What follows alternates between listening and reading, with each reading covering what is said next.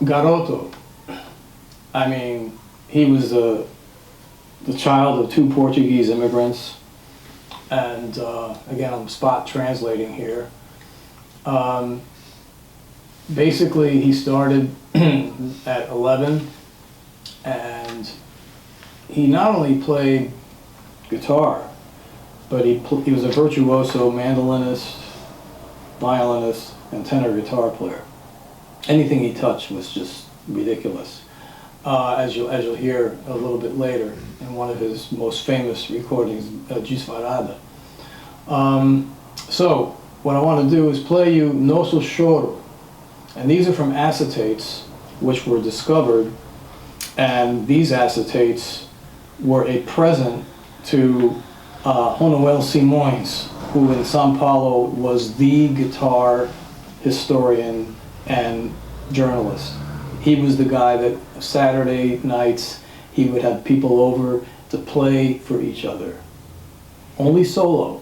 And when you play for Manuel Simões, it's like a big deal. And I went to one of these saraus, one of these soirees, and the feeling in the room was just, the tradition was just so imbued in everybody. It was fantastic. It was like timeless. And I bought some sheet music from him that was out of print, and Manuel's been gone for a while. He was pretty old back then. But anyway, just to give you an idea of the contrast of these two contemporaries, you know, Gilberto Reis and Garoto, you'll hear it immediately how modern this is. This is Nosso Choro, our Choro.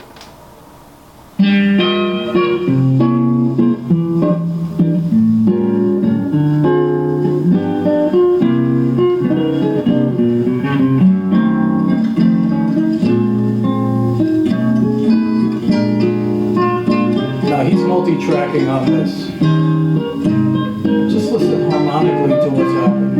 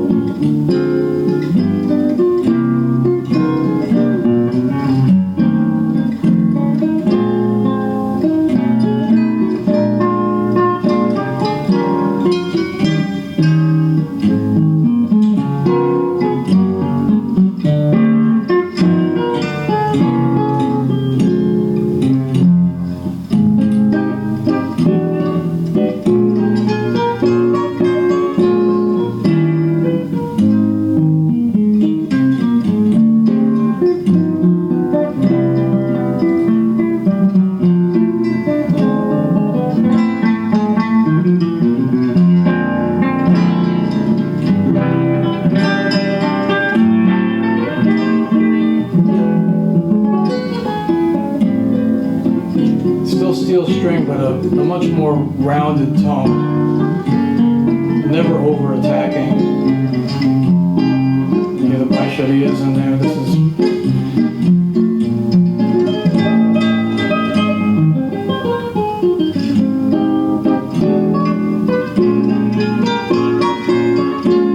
so you can hear just how he's in another harmonic universe, because I mean he had access not only to the Impressionists of the time, Ravel and Debussy, but American movie soundtracks, which were very heavily influenced by the Impressionists as well as like the late Romantics. And so we're going to continue with Garoto. As you can see there he is. And just to recap, he played so many gigs as an accompanist that he never recorded solo enough. Like these acetates that I'm playing for you was kind of just a lovely gift to his friend Manuel Simões, that guitar aficionado, journalist, pesquisador, researcher. I mean, it was just it was like a birthday present or something like that. So here's some recordings, and so. So it really wasn't until Paulo Bellinati did his huge Garoto restoration project where he listened to these recordings and whatever sketches Garoto had and made 2 volumes of definitive scores of Garoto's solo guitar works. Huge. And then he recorded them. It was like probably the single most, in the latter half of the 20th century, probably the single most important restoration of guitar music in Brazil. And I remember being in touch with Paulo while he was doing this, and it was pretty all-encompassing. So this is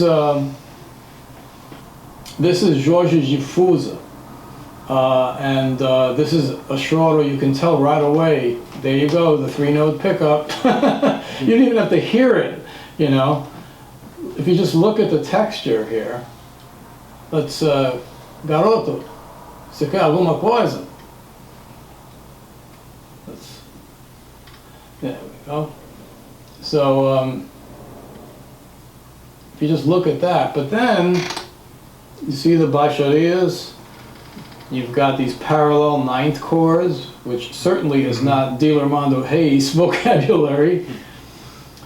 The thing about his playing, especially in Choro, is the delineation of the melody from the bass line and the fleshing out of the accompaniment. Like if you see that, just there, you see that? You see how the inner voices, it's a three-note inner voice chord, but it's animated. Yeah.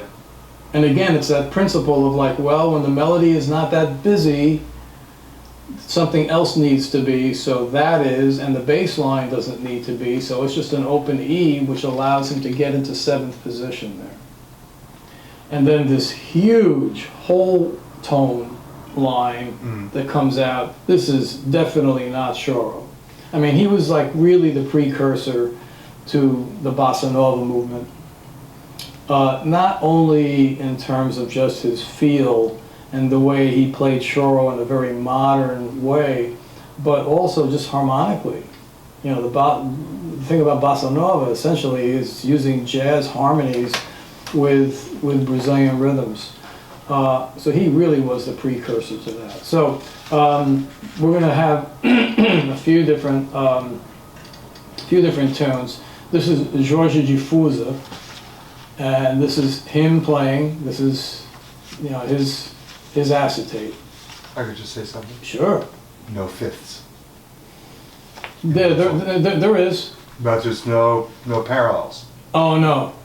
So the voice leading. Oh, the voice leading is impeccable. No, he was an absolute genius. Here we go, Jorge Difusa.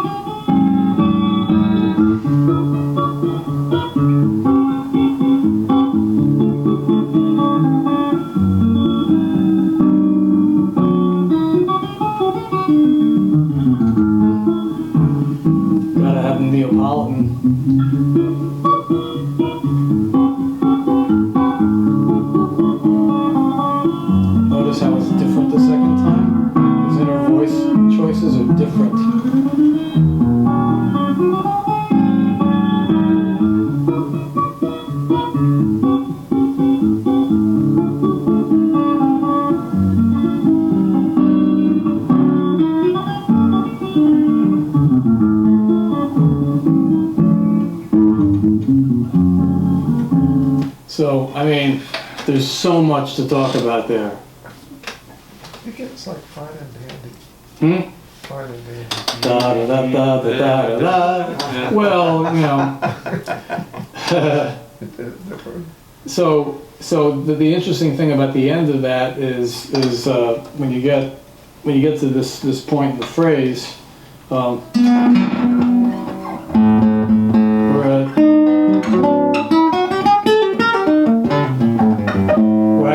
It's like the melody becomes the baixaria from the top, you know.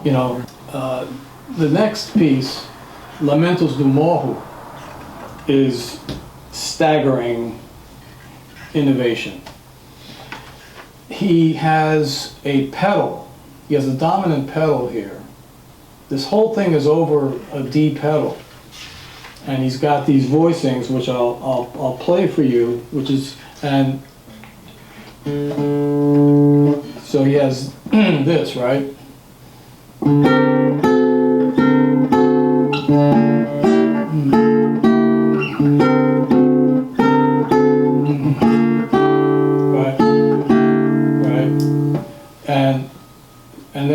And then later on he has a version in major, which is,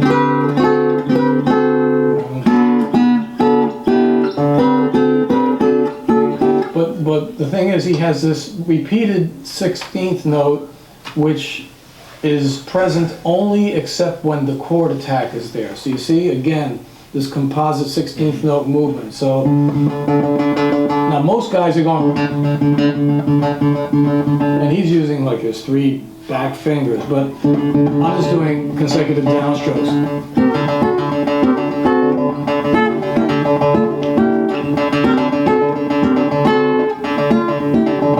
The major version.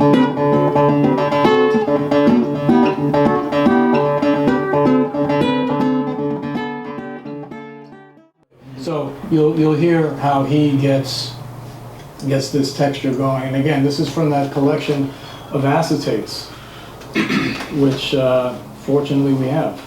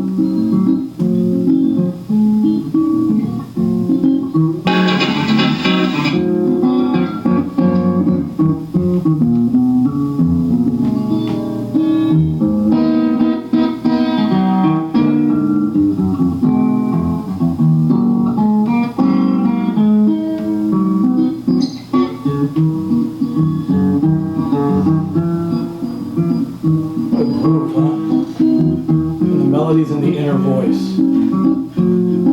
Nobody was doing that.